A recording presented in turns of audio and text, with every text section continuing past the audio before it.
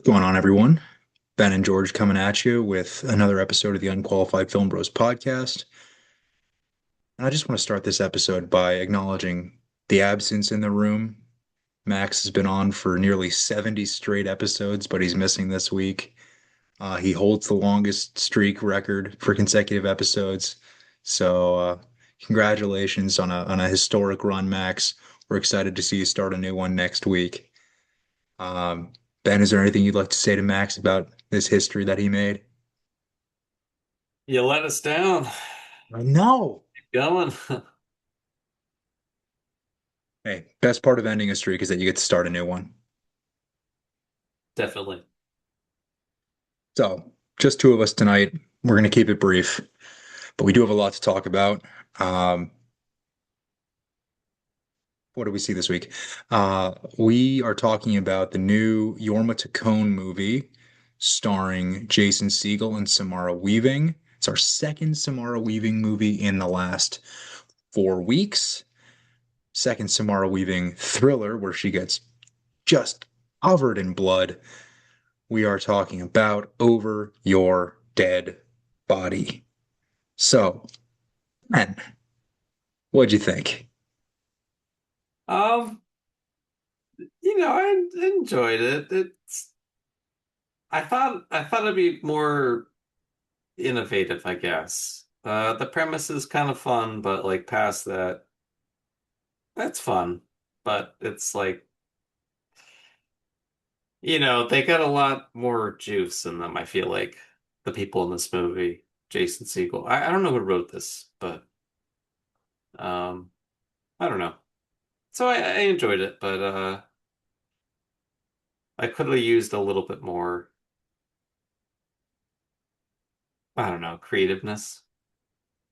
Yeah, I think some of the action certainly was creative, but I don't know, script wise or something in the plot could have been a little bit more creative. The creativity was lacking a little bit. I will agree with you on that.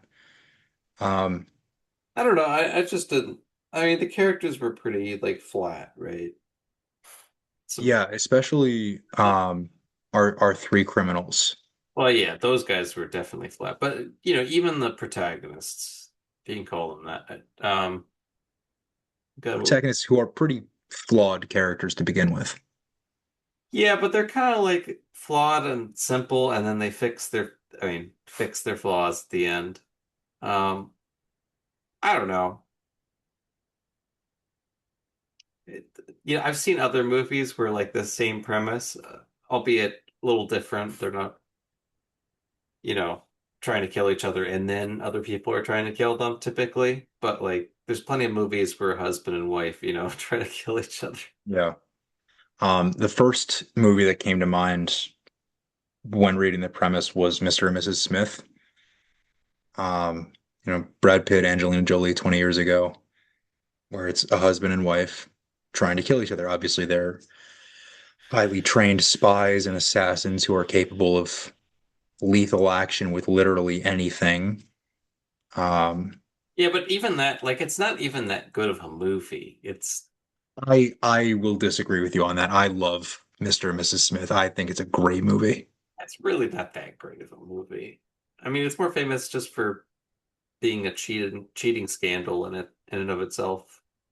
But like the movie itself, I don't think is. Again, I think the premise is fine, but Well, that's the thing that really I think stepped this movie up for me. And I went 4 stars on Letterboxd. I was gonna go 4.5 because I was really enjoying it, and then just the gross out humor in the third act kind of just took it a little bit too far for me. Um, but anyway, I did enjoy this movie. I gave it 4 stars, but what really elevated it for me was the early twist with the introduction of these three new characters who step in trying to kill our two protagonists. I thought that was a really fun and smart, creative choice yeah, like to. I mean, it's a fun premise, but like past that. Well, the premise of the movie is husband and wife try to kill each other, and then that's thrown out the window 20 minutes into the movie. That's a simple premise. Um, I don't know. I think it's still it's like an evolution from that premise, but I don't know. Uh, Did I you see did you see Windfall with Jason Segel and Jesse Plemons and um what's her name? Emily in Paris, Lily Collins.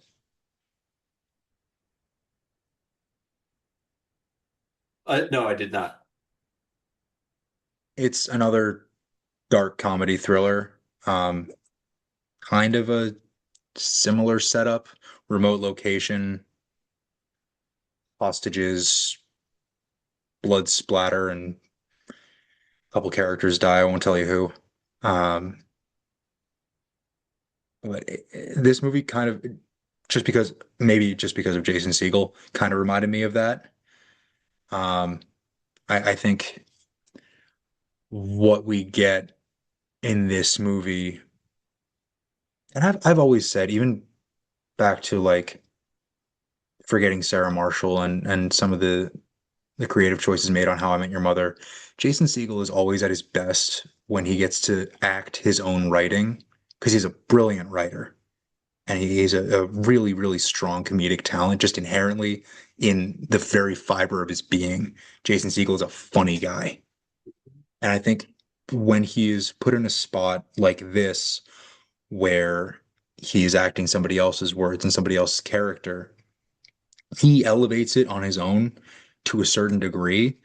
But then we get what you were talking about earlier, Ben,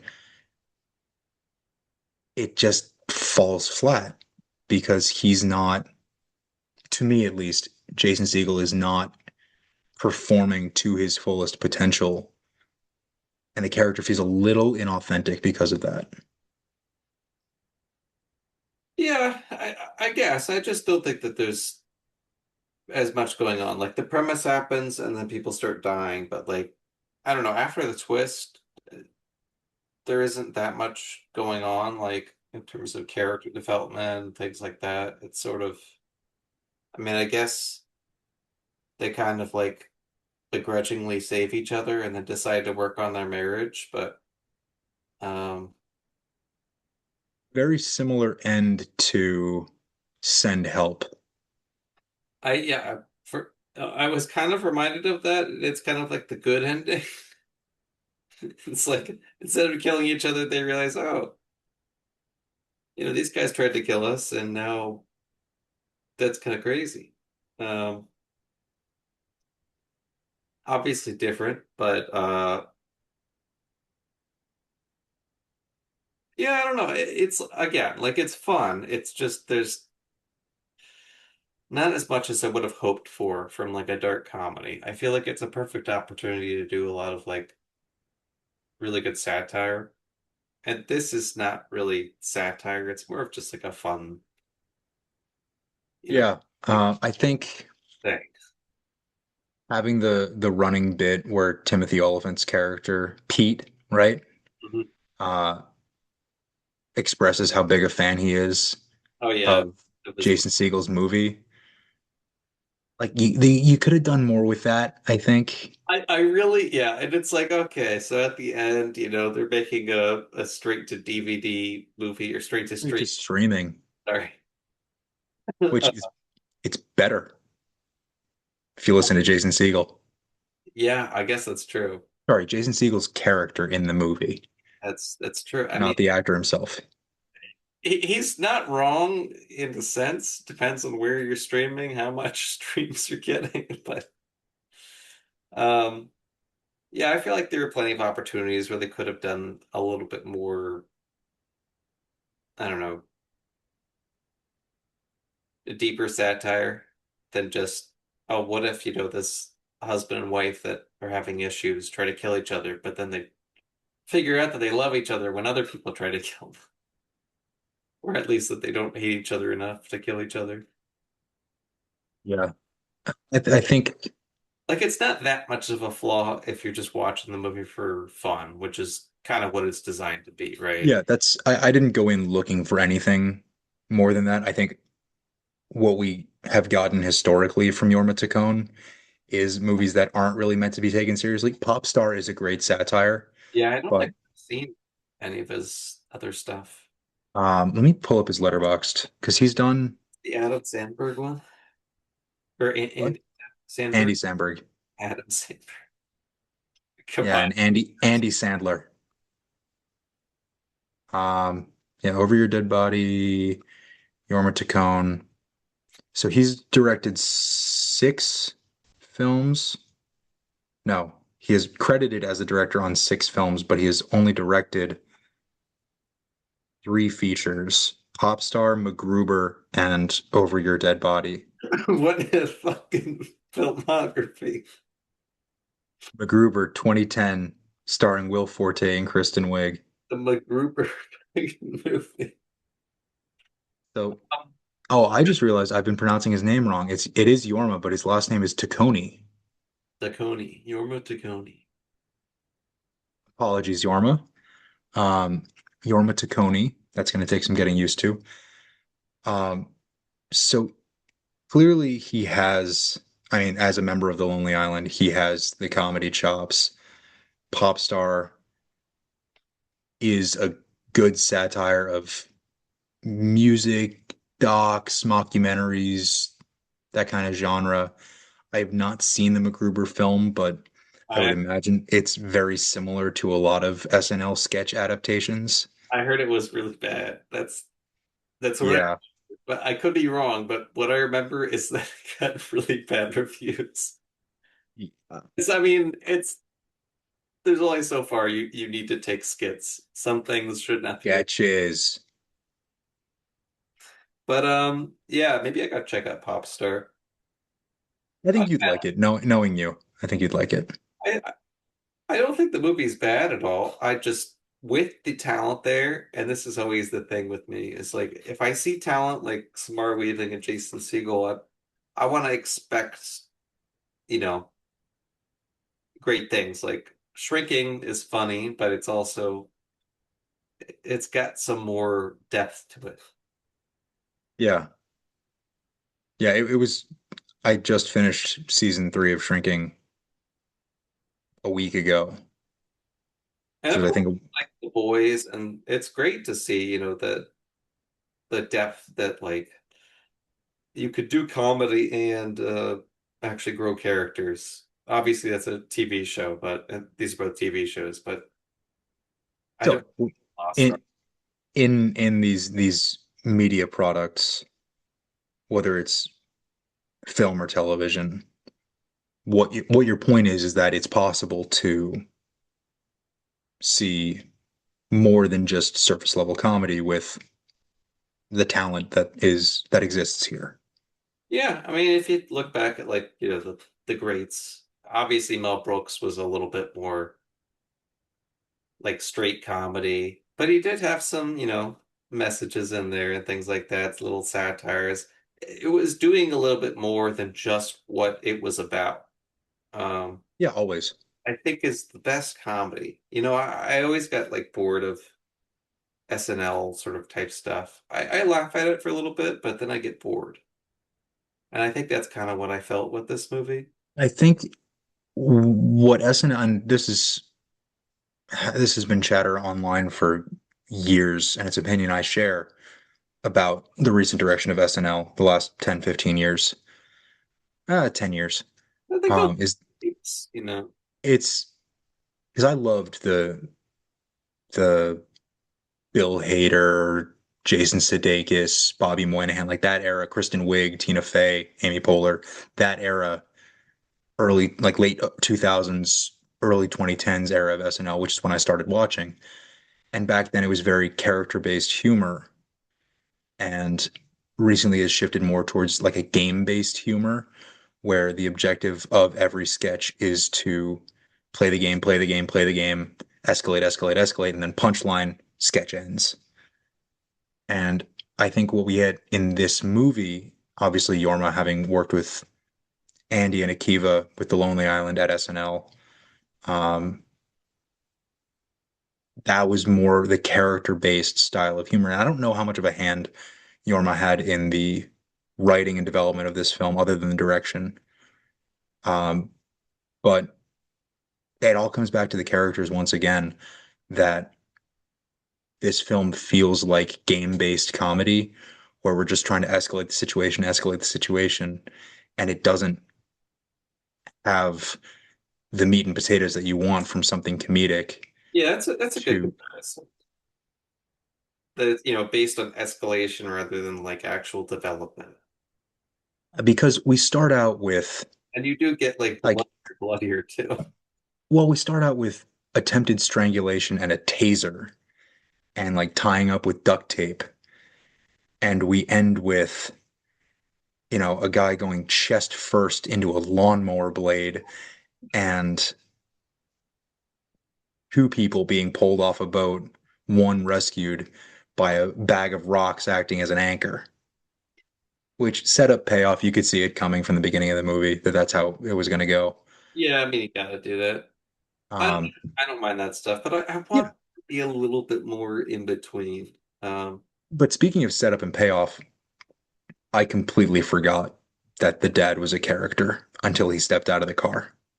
Oh yeah. Well, Like yeah, his first scene was not memorable at all, no. and then he shows up and he's acting the hero, and then he just fucking dies. Yeah, it's rough. But he What was he was a hero for 5 minutes. he saved his son's life, Yeah. but not his fingers. Yeah, well, Lisa saved Lisa? Lisa and Dan. She saved his fingers, so it's fine. It's okay. But yeah, again, if you're gonna go with that like morbid and really, grotesque, like bloody situation, don't save the fingers, go all in. Like you can't do that. That also bothered me. It's like, yeah, it's nice, but I don't care about these aren't real people. If you're gonna do that, you go all the way in. Yeah, I the gross out humor is where it lost me because I was really enjoying it, and then I'm a big horror fan, but I'm not a big fan of gross out humor with blood, with anything. like I love the blood, like, the special effects yeah, and things like that, but what do that. the bigger thug criminal, what was his name? I don't know, all these guys, it's like Pete, Henry, uh, It was Pete, Allegra, and Todd. Todd. Oh, dude, these So general names have. when when Todd, hey, Allegra's Italian.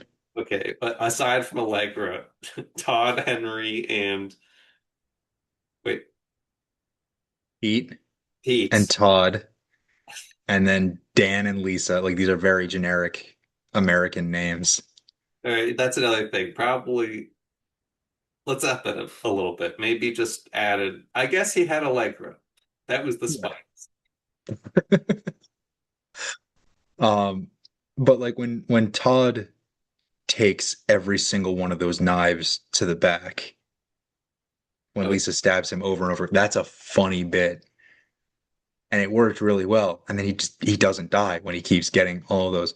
But then we're gonna blow up his head, and then we're gonna blow up Allegra's face, and then we're biting off Pete's nose, and then we're shoving the dad, what's his name, Henry, into what's his dad's name? Henry? Wait, no, no, Michael. Michael. Michael. Again, I don't know where you got Henry. Michael, Oh, another Henry's generic. the criminal that Dan helps. Oh yeah, yeah, yeah, yeah, yeah. Who also gets Yeah, immediately dies. nuked in the first scene. Very forgettable names. But anyway, you got it goes from attempted strangulation and tasers to Michael getting his chest fucking exploded in a lawnmower.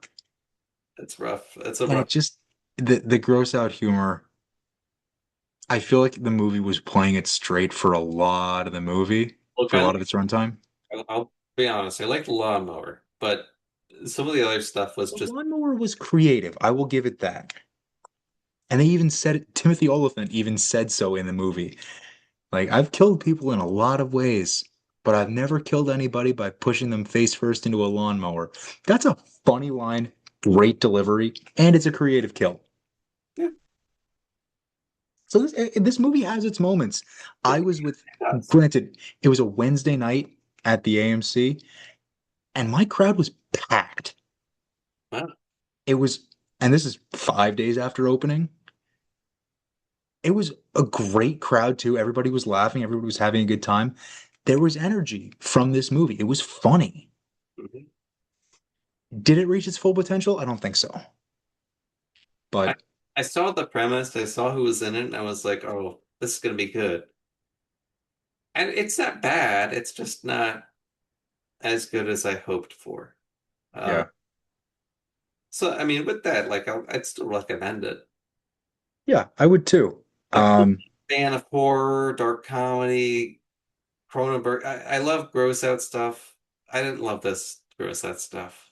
It's almost like SNL gross out stuff if you get what I mean. yeah, It's like when they do rather when they than do like the pre-taped digital short type sketches. yeah. Or it reminded me a bit of like Mad TV back in the day. Those were Yeah, Steve's that's a favorite. pull. Wow. I didn't, Will Sass is really funny, but like, and I did like the lumberjack guy, but he also did like Kenny Rogers, where he just go around and like douse people in various sauces. Oh man, what a throwback. And actually, the humor with the body parts and stuff like that, that is very Mad TV. Do you remember the lumberjack Paul Timmerman's I workshop? mean, we're going back 15 years at least since I watched that. You got to watch Paul Timmerman's workshop. I gotta dive back into Mad TV. He just goes and he's like, I'm gonna set up a shelf today. And the first thing he does is like nail himself to the board, and then all of a sudden cutting off fingers. Sometimes he's cutting off his hand. Actually, no, they don't. I don't think they do hands because that's too hard for special effects. But they do fingers, Yeah. and then yeah, just nails everywhere. It's ridiculous. I'll send you a clip. Please do. Put it in the group so that Max can see it too without context. Will do. Uh, he knows what we're talking about tonight. He'll have the context. Right. All right. I think we've said all we can say about Over Your Dead Body. It's a fun ride. Don't take it too seriously because it doesn't really take itself too seriously. Yeah, not everything, is to my taste. Most people It's would not have these issues. it's not going to be yeah. But if you can put up with a little gross out humor and you enjoy the performances of Jason Segel, Samara Weaving, Timothy Oliphant, you're gonna find something to enjoy in this one. I laughed a lot during the screening, and Ben, I'm sure you did too. Yeah, yeah. So, check out Over Your Dead Body in theaters while it's still there. It's not in as many theaters as a wide release movie, so you're gonna have to look a little bit for it, but definitely check it out. Next week, Max will be back to start a new streak. We will be talking about we are going to what are we doing next week? We are opening up Runway Magazine and we're gonna head back to The Devil Wears Prada 2 uh in next week's episode. So we're excited about that. I just saw the first one for the first time about 2 weeks ago. So I've got a lot to talk about. That one's still fresh in mind. But I don't know if I want to. Do it. It's worth doing the homework. Oh, I never really enjoyed that movie. Give it a rewatch. So this is the first time I think all year that I've given Ben homework for a pod episode instead of the other way around. Yeah, well, I've already seen it. I think I've watched it plenty of times. My sister used to watch it a lot. It's fun. I It's think, fun. I like it. So, Devil Wears Prada 2 next week. Watch Over Your Dead Body. Max will be back doing his best Miranda Priestley impression to join us. So we will see you next week. In the meantime, watch some good movies, ban AI and filmmaking, support your local movie theater. Devil Wears Prada 2 next week. Have a good night. Good night. Ben's tired. He's yawning. We'll see you next week. Good night. Good night.